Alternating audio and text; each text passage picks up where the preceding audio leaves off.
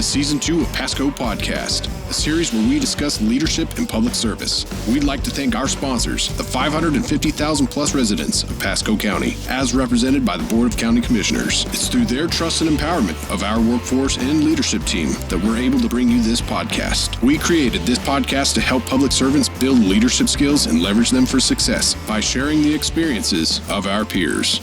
Hi, I'm Dan Biles, and welcome to our 18th episode of Pasco Podcast. Join us today from our award-winning animal services team is Director Mike Shumate and Assistant Director Spencer Conover. Yeah. Conover? Perfect. Okay. So as we get started, first want to give everybody a little bit sense about who you are and how you got to Pasco. So tell us briefly a little bit about yourself and then how you got to Pasco in your current role. All right. So I guess I'll start back when military service. I won't go farther back than that, but I did 26 years in the Coast Guard. Okay. Did a lot of different roles, a lot of leadership roles. It's a small service. You get chosen pretty quickly for leadership positions. I came up through the ranks, started from boot camp, went all the way to CW04, warrant officer, had command of 2 units. One is a NCO or officer in charge, and then one is commanding officer of a ship out of St. Pete. That's actually where I retired out of. And then from there, I have 3 daughters, and my oldest daughter had moved to Greenville, got married, started having grandkids for us, and so we would go visit them more frequently. So going up there, we decided at one point, hey, I'm going to move up there. This is beautiful. I love the weather, the changes, everything. So we did. We packed it all up, left Tampa, and I was actually living in Pasco County at the time, and moved up to Greenville. I was retired, so thought I'd enjoy life in retirement, and no, I didn't. It's just got very boring quick. Right.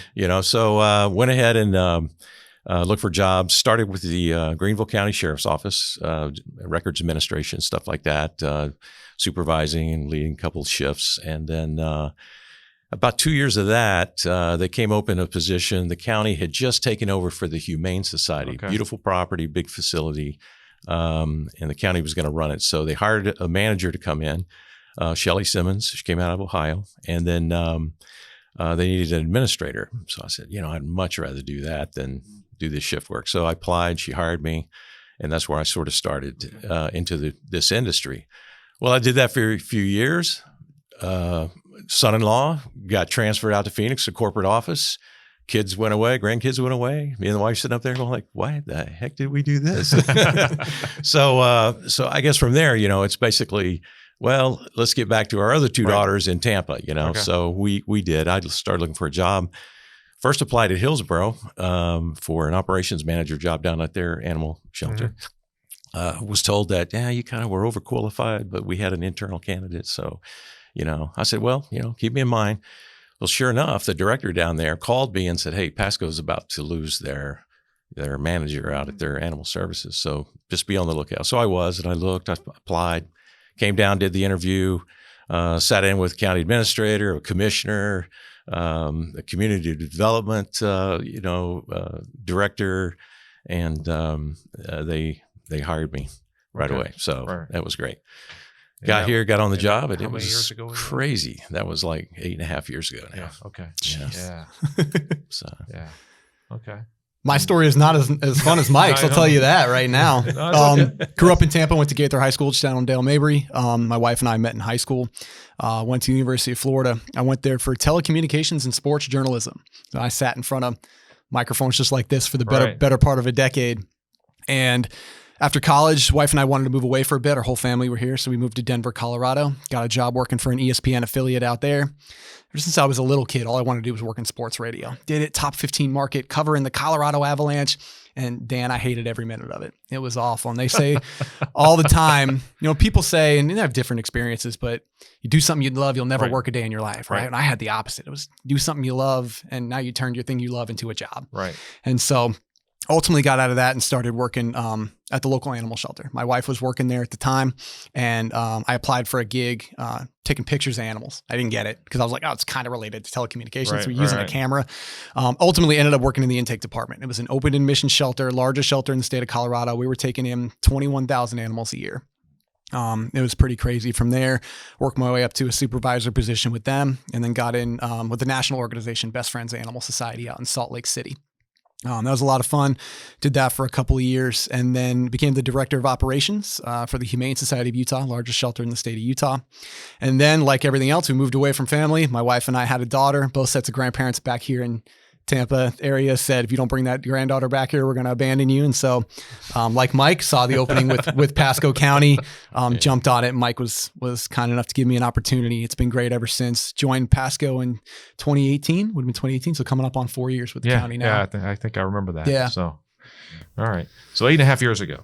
Yeah. So before I get into the question, I want to talk a little about where we were and where wow. because I said award winning. So right. Just briefly, wasn't always award winning, was it? Right. So where were, I mean, there was a reason a commissioner was in the interview, right? Yes. So where were we 8.5 years ago? And then, where are we today? Yeah, it was pretty bad. I think, from the public standpoint, they did not trust us at all. There was such criticism going to the board constantly about what was going on. There was a lot of internal dysfunction as well, And I think they really wanted to change all that. So right. they wanted a fresh start. And I think maybe that's why they look for somebody outside the county to come in and try to manage that. But I think primarily the commissioner was very in line with a lot of the advocates. Right. And then you had the staff. And then, there was this back and forth a lot of times and things like that. For me, I kind of think I was the perfect fit for that, right? Because I'm pretty patient with people, and Spencer I'll always tell you, I'm the peacemaker. I listen to all sides and I try to make a good decision about stuff. But the hardest thing about that was coming in to satisfy what was being demanded from above, right? To incorporate this Save 90 program, which it was fledgling at the time. Right. I mean, our save rate was still in the 56%. So we were nowhere near 90%. And we didn't have programs in place. We didn't have the right people in place. There was a lot of things that we needed. They were just starting to fund that almost 8 months after they voted it in. Okay. So that didn't help us either. Right. But to get there, it took a lot of cultural change. These people were beat down, the team, they were just really beat down. They were depressed. They'd seen leaders come and go. They saw a lot of internal conflict and stuff. They were getting beat up every day in social media and everything else. So for that, it was how do you bring this team up, And it's funny, but one of the first things I did was I made sure that we had money in the budget for uniforms. Yeah. Simple just things. Make them look professional, right? I mean, and you do things like that and a lot of other little things that start to build the team. And then, you have to kind of create that trust within the culture. Do they even know me, trust me, or stuff like that? So it took a lot of time. I was the first one there in the morning, last one to leave late at night because there's just so much to do at first, Right. Still is, by the way. Yeah, there still is. Seems like, yeah. But I got good people on it now. So yes, I don't have to work as hard, trust me. But no, it took a long time to build that, and then we started getting the right people in the right seats on the bus, and that's always talked about, But it's so important. You can have things going along pretty good, but you really need those key people in place that have a passion for what they do, right? And to have the ability to talk to people, and just our business is all about empathy, and we've got to show that to the public. It's like Kathy always tells us, it's like they don't care how much you know until they know how much you care, so. Yeah. So 8.5 years ago, 56%. And now it's been like I can't remember how many years in a row y'all have been over 90. You're right. 3 years in a row. 3 years in a row you've been over 90. Since 2019. So, that's a tremendous change in just a few periods. And you mentioned a lot of leadership pieces of that. That question. And so, and this is about leadership and public service, and you kind of wrap them all together in an area that is very sensitive to people. Sometimes it is to a certain extent. Sometimes we treat animals better than we do other people. Sometimes, right? So, and having walked through the shelter many times, I can't bring my wife because otherwise we take another rescue home. Right. We have several your first time there. I think you ended up leaving with it. Right. You're one of our best customers. Yeah. So we have rescues at home and love them. But it's a different environment dealing with that than absolutely what other places would be in the county. So.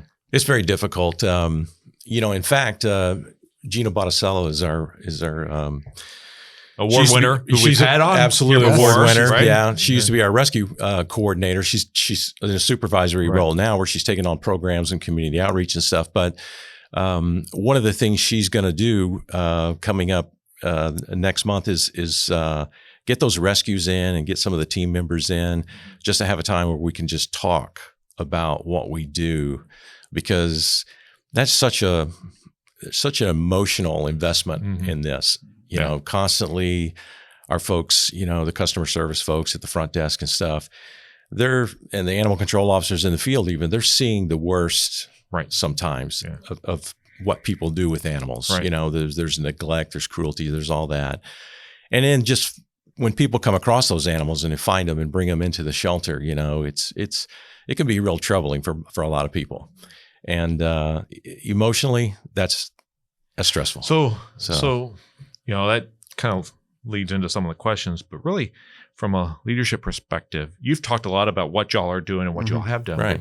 But how did your leadership philosophy play a role? Both of you, how did the leadership philosophy play a role in what y'all are doing in animal services? I think the biggest thing for me, and you kind of even touched on it, was a lot of directors coming into that situation where their save rate is 56%.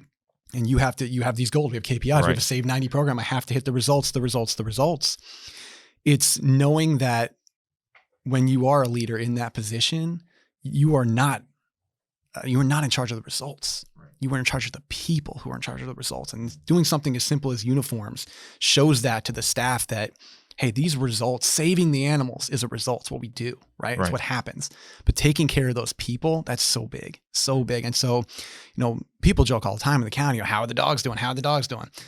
I don't know how the dogs are doing, because we have incredible people that Mike and I take care of who know exactly how the dogs are doing. Right. And that to me is one of the biggest things is, we're in charge of those people. Yeah, absolutely. And looking out for those people is what we have to do.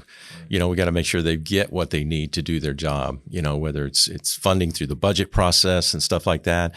But even along those lines, it's like they don't know what they don't know. And so I don't want them to be bitter about something they don't understand. So we spend a lot of time in our team leaders meetings and then our all hands meetings explaining everything to them. What is the process? This is the process we're dealing with. And it's competitive. We got a lot of business in the county, and everybody's doing this as hard as we're working. They're working just as hard in their departments, and they all need stuff. So we explain that to them, but we do make sure that we put stuff in our budget and activities and things like that where we can actually encourage them and support them in what they do. And for the most part, we've been very blessed. I mean, we've gotten good support from the county. I think the commissioners have seen the turnaround in what we do out there, and that's encouraging for our team.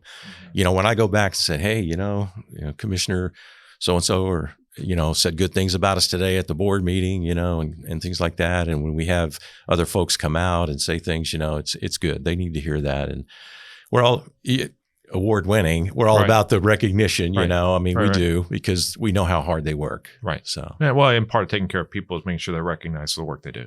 Absolutely. I think it's important. We've won something like 11 awards in the last 4 years. Mike and I have won 0 of those awards. Right. We have not won a single one. It's not the folks that are doing the work, that are actually helping the animals, that are actually helping the people, they deserve that recognition. Right. 100%. Right. Well, and without that, you don't get from 56 to 92. No, you don't. %. Yeah. Right. And so, and I know that, it wasn't too long ago where y'all didn't have any animals in the shelter for a while. Right. And so, that's pretty tremendous. And I'll just tell you one more thing real quick about the team, because, we've got our staff, but then we've also got a whole nother body. Right. You have volunteers. Exactly. We've got a huge amount of volunteers, and we had to very quickly make sure that we were also looking out for them and incorporating them. And for a long time, we had this battle going on between staff and volunteers. It was us against them kind of mentality. And it wasn't until we went to actually do the service excellence. Service enterprise. Service enterprise for service excellence on that we went through that with Best Friends Animal Society, coached us through it and stuff. And we got that certification, but we had to make a determination that we were going to trust these volunteers. because the volunteers and the advocates were always kind of, together, and that's what kind of built that distrust a little bit.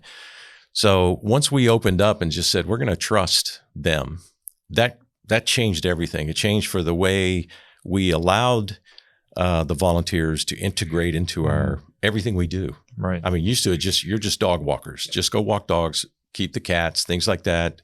Maybe handle a few customers. But now they're into everything. They're into medical. They're into data. Everything. So we fully trust them, just like we do our team members. And now they're all part of it. So what that did was allow these people to work closer together, which built the relationship, which built the trust. And I think that was a very important thing for us as an organization, because that bled over into everything else we did with rescues, with everybody. And that's really drove us to those higher numbers. It was a cool leadership thing Mike did back when there was that distrust. We started every other week, bi-weekly, whatever you want to call it, open door meeting with the volunteers. If you guys have complaints, suggestions, anything, come on down. In the first couple meetings, the room was packed, lists and lists and lists of stuff. This is what's wrong. And we listened.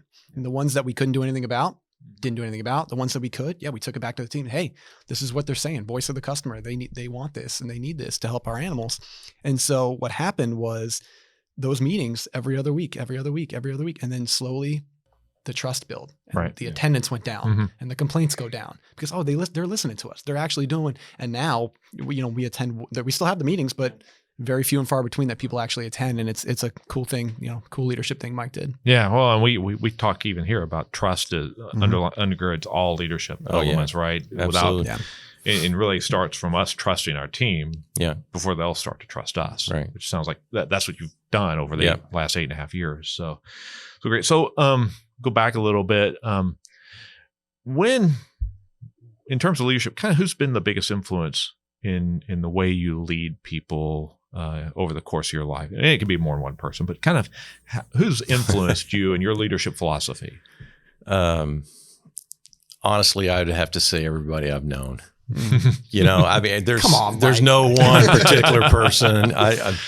There's a lot of people that have, I mean, I'm sort of like a sponge in a way in that regard. You just take a little bit and just soak it in, and it could be something I read, something I saw. It could have been someone in my life maybe helping me with something else, but I gained that from them, and I think that's just how you work as a leader. You are constantly looking, observing, because that's a key component about leadership, is to know who you're leading as much as you can, so that you can provide them the right thing they need to be successful. And so I would just say it was just a lot of folks.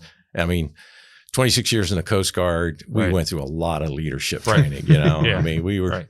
It was constant in the military, and then after that, it's just been good leaders, and you take from the bad as well, because that's not where you want to go as a leader. That. So, but no, it's been very good for me. I've been very lucky to have some good leaders in my career, and then for those that I didn't, you suffer through it for a while, and you wait for the next guy to come along, and and you see what happens. I think. So. For me, it came out of a negative experience. Mostly my journey into leadership was, I mentioned I'm director of operations, Humane Society of Utah. I was 27 years old at the time. When I got there, the shelter save rate was 87%. In my first year there, increased it to 91, decreased expenses, increased revenue, everything hit all my results, right? Hit the results. Ultimately, I was fired because I was a crappy leader, Dan. I was a bad leader. And, thankful to Mike, he took a shot on me. And when I got here, it's a funny story. My third day here, it's a team leaders meeting. Right. And you showed a video, Simon Sinek's Start With Why. Right. And I sit there and I went, I can learn this stuff. Because, I was joking with Joanna Cheshire, we're going through the CPM training now for years. That supervisor position I got, the manager position I got, the director position I got. I didn't have any leadership skills. I'm outgoing and an extrovert. And so they gave me that position because they figured this kid can do it, whatever. I had no skills. And so when I get here to Pasco, between, learning from people who know what the heck they're doing, Simon Sinek, Brene Brown, Kim Scott, and then Mike taking me under his wing as a mentor has been incredible. It's been incredible. And to go from in 2018, fired for being a poor leader. And now in 2021, getting a master's degree in leadership, it just shows that this is a skill you can learn. There are natural born leaders, don't get me wrong, but it's a skill. Yeah. Well, then, and their natural born leaders are few and far between, right? Because we learn as we grow how to deal with people. And that's the biggest part of leadership is how do you deal with people? And it all goes back to just the very basic stuff we learned as kids, right? Exactly. Kindness, compassion, listen, communicate, trust, right? I mean, just those kinds of things. So we've talked a lot about some of the challenges you've dealt with in the last 8.5 years. But we've talked about successes. I mean, it's 11 awards in the last 4 years. 4 years. It seems like every other month there's another national award that shows up in Pasco County from Animal Services, which is great, right? We're getting that out there and teaching other people how to run successful shelters, and a lot of it's leadership, right? How to do that. So any other as we've talked, any other leadership challenges, successes you want to share, maybe kind of outside that we haven't talked about yet? We don't need to go back through your experience in Utah. I mean, that's a big one for me is learning from the failures. We are very much an organization leadership style of let's give it a shot. Right. Think outside the box. We have gotten so many. The reason for these national awards is not, hey, we're going out there, people are just recognized. We're creating these partnerships, right? And so we are the first people to say, hey, they have this great program out of Southern California where they can certify your volunteer program as a service enterprise organization. Cool. Sign us up. We're in, right? Hey, your best friends is going to partner with us on a conference thing. Cool. Sign us up. Right. And so what we have to realize is with the team and the trust that we've built with them, it's not always going to work, right? We're going to throw a lot of stuff against the wall and some of it's not going to stick. Right. And so what we've built with the team is that culture of we're going to fail and that's going to be okay. At the end of the day, as long as no animals died, we're going to be all right. Hey, the budget's this and the advocates are that. We'll handle that. So we're going to be fine. Let's save the animals, take care of your people. Sometimes it's not always going to work. Right. It kind of goes back to the Teddy Roosevelt man in the arena quote, right? The one in there is always going to fail, right? Yeah. You don't get in there. I mean, Tom Brady won 7 Super Bowls, but there were, 15 years he didn't win a Super Bowl. Yeah. So, for me, it's there's successes, but it's like Spencer said earlier. It's we're not getting any of those awards, right. And I'm very happy with that, because coming into leadership is not something that I had aspired to initially, so I'm kind of more the introvert, right? Right. That's why I hired Spencer, somebody that wants to get in front of the camera and do stuff. But right. I think a lot of our success too has been, his ability to do that and get the word out there. And then our media relations folks here in the county have helped us out a lot. We've had a number of good education outreach coordinators there at Pasco County Animal Services that have really got us and our story out there. And I think that's been very successful. And I think that's what we have to do as leaders too, is we have to promote our people, right? And our mission and what we do and how we do it and the why behind what we do. And I think that's very important too. And we've done that with our team a lot with the why. We've done it with our volunteers. We've done it because that's meaningful to people. And I think that's a big success for us, I think. Right. Yeah. When we talk people, then we talk purpose, and that's the why. Yeah. Right. The why we do what we do. And exactly. It goes back to, if you enjoy and love what you do, you never work a day. Yeah. We're very blessed. We are in an industry where inherently there are high levels of empathy, high levels of why. These folks that are getting up every day, coming and saving these animals, there's a reason why. Right. And we're very blessed to have that working with us. So as you look forward, how do you continue to build the leadership skills and develop those different skills over time? So for me personally, I'll be honest with you, I was going kind of downhill. I mean, it's like pouring out the picture, and everything was coming out. Nothing was going in there for a while because I was just too busy, too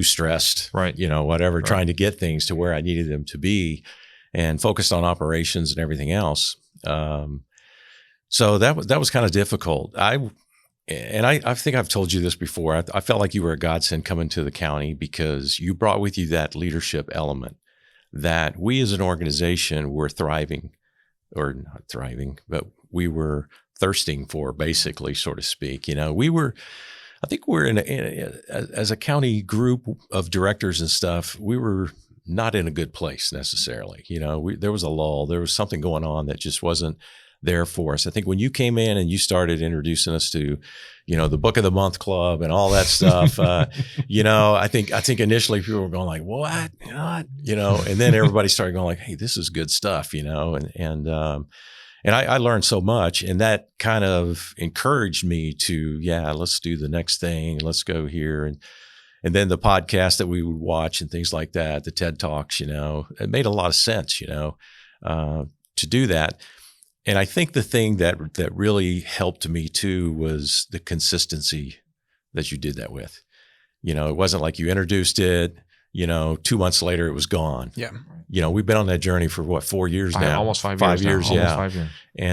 And it's consistent, and it's ready to be changed up a little bit. And I think you're going to be doing that, which is exciting. But I think that really helped me personally, just to get bumped up. And then I've got a great boss, Yeah, you do. And she challenges me, Kathy Pearson. She challenges me a lot, but she's very compassionate about what we do as well.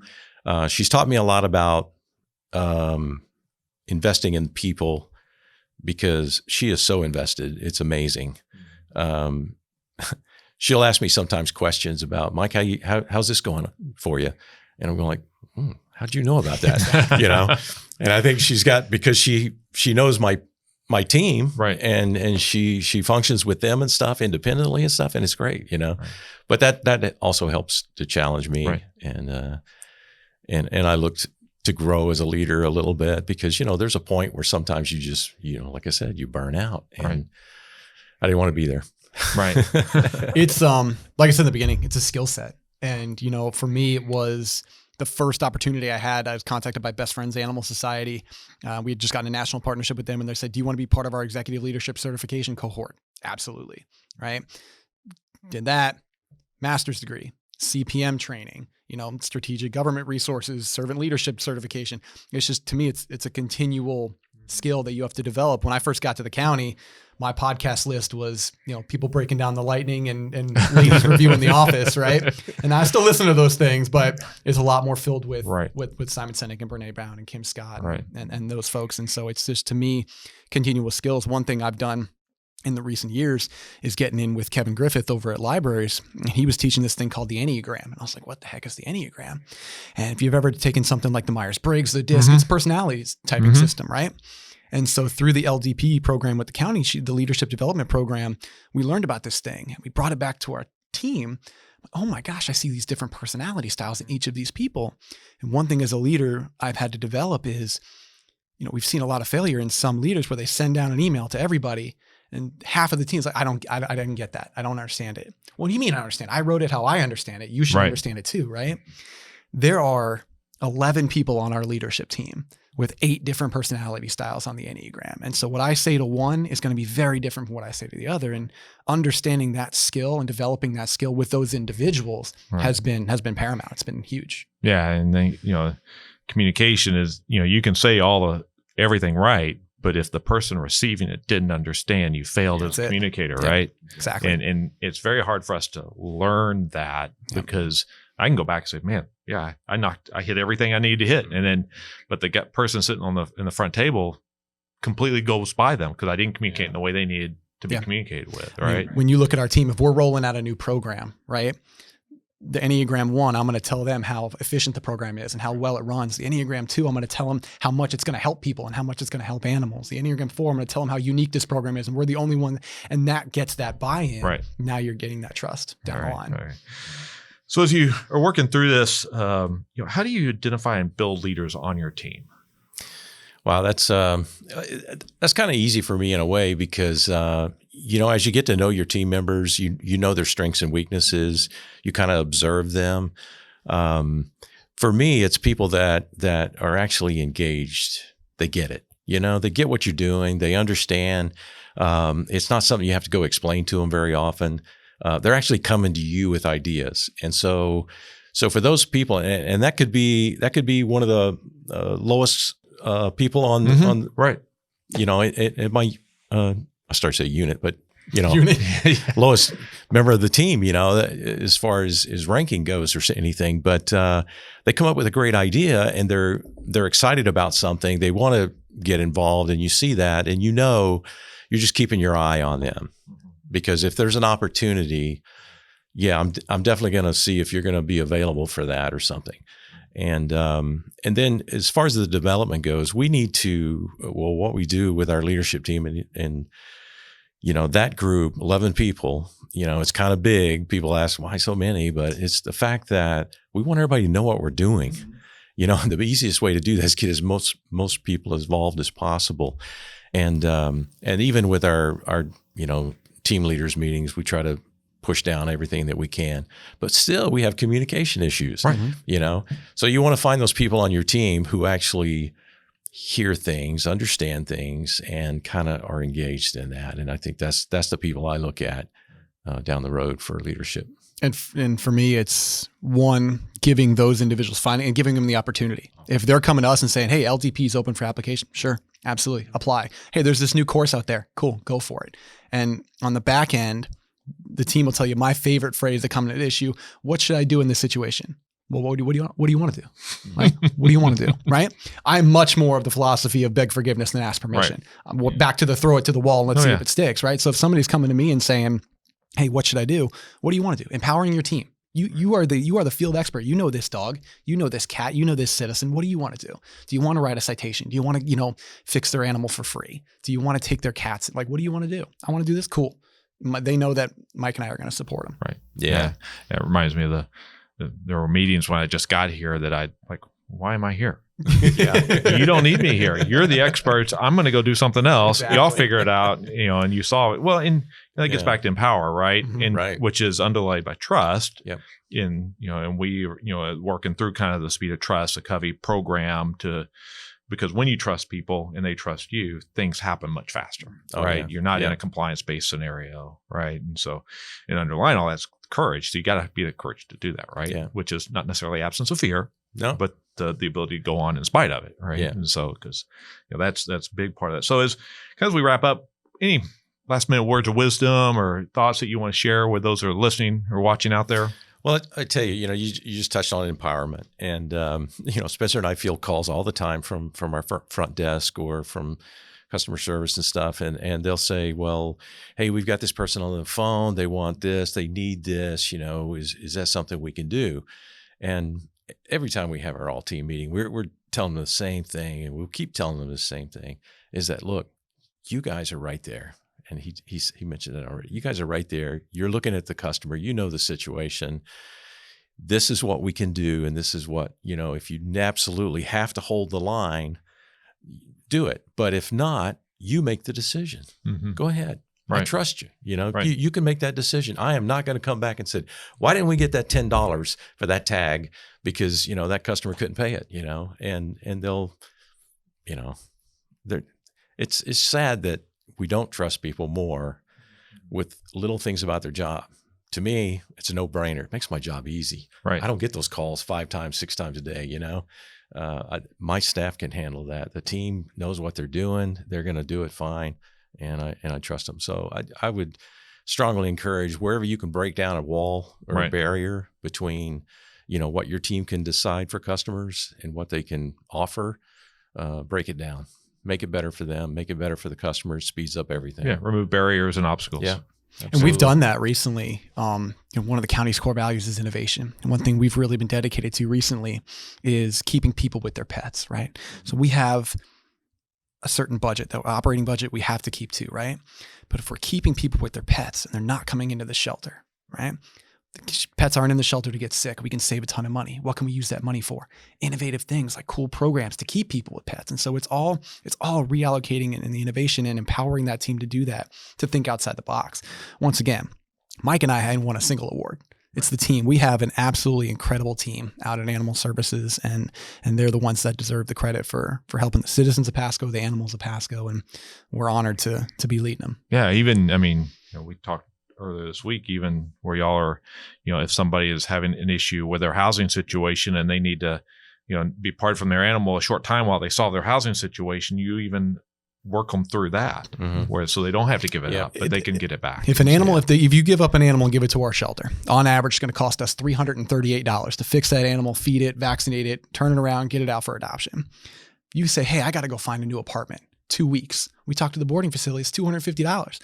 That person now gets to keep their pet, and we save the county $120. Yeah. Like it's just to me, it makes a lot of sense. It makes a lot of sense. Yeah. So no, I really appreciate that. Really, but and so thank you for being here. We're gonna do a little lightning round. Okay. Oh yeah. It helps. We got some of your stories at the beginning, but kind of helps the people listening and watching know us a little bit better. So I'll just ask a few questions, simple questions, nothing complicated. All right. Things like dawn or dusk. Dawn or dusk. Yeah, I messed that one up, didn't I? Dawn or dusk? Dawn, morning guy. Morning guy? Yeah. Morning guy for sure. All right. Yeah. All right. So kind of working there together in pairs. What's your favorite season? Time of the year? I love Florida season, period. Yeah, it's just good all year round. I'm January. riding a motorcycle right now. I mean, it's like, it don't matter. It was a little crispy this morning. But Well, I didn't ride it this morning, honestly. I did yesterday, and I said, no, I'm not riding it tomorrow. There are advantages to every season, but nothing beats a crisp college football Saturday just in the fall. Just absolutely incredible. Yeah, you would have had those up in Denver and Utah, yes, right? Yes, absolutely. Yeah. So it really was in Texas. It wasn't football season until like October, November. I mean, you'd already been playing half the season, but it didn't feel like football season 100-degree until like games. October, November, Exactly. right? And I know it's the same way here. So, so what place do you want to travel most? What's next on the list if you could go anywhere? One of the things on my bucket list is definitely Alaska. Okay. Yeah. And you never got there in the Coast Guard? I didn't. I tell you, everyone I knew that got stationed there loved it. They'd come back, tell stories, but never made it. Okay. Yeah. We are crazy Disney people. So around the world, Paris, Tokyo, Hong Kong, and then there's a new resort in Hawaii. So the Aulani Resort out there. So all those Disney places, we're going to hit them. We're going to hit them for sure. All right. Probably meet Kathy there. Yes. You probably Kathy, will. Yes. I'll probably see Kathy there. Well, she was the one in Orlando last weekend, a couple weekends ago. Her and I were there at the same time, just different parks. Okay. All right. So I'm going to go to one that's kind of the standard one, but more people don't watch these anymore, it seems like. But The Office or Parks and Rec? Oh, yeah. For me, it's probably The Office, but I was more of a Seinfeld person. Okay. So I know Seinfeld. Yeah. So I could quote the entirety of The Office, just word for word. It's still on every day in my house. I don't know why it's such a comfort thing for me, but anybody watching this that knows me knows it's The Office for sure. Yes, absolutely. Right. Yeah. Well, I think ultimately I end up on The Office too. Yes. It just Parks and Rec has a lot of the local government things in it, but ultimately The Office just is more humor. Yeah. Isn't it crazy sometimes how much you can relate to that happening in your own office? Yes. Like, wow, this is supposed to be satirical. Yeah, a lot of it, but some of it, they don't. Their line is a little different than our line. Correct. That's for sure. Correct. So again, thanks for all for being here. It was great to have you both here today and have a discussion kind of about leadership. And again, special thanks to our media relations team who makes this all possible. And again, thank you for joining us for this episode of Pasco Podcast. I'm Dan Biles, and until the next one. For more information on Pasco County government, please visit mypasco.net and check us out on Facebook and Twitter.